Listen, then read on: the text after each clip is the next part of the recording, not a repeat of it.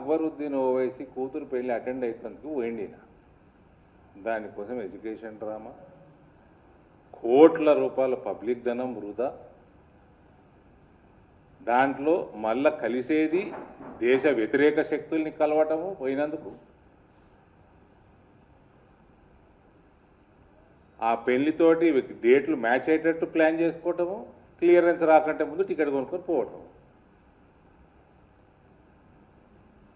ఇది ముఖ్యమంత్రి చేసే పనులు అవన్నీ. నీ పెళ్లి అటెండ్ అయ్యేదంటే నువ్వు సొంత పైసలు పెట్టుకో, టికెట్ వేసుకో, కొనుక్కొని పోయిరా.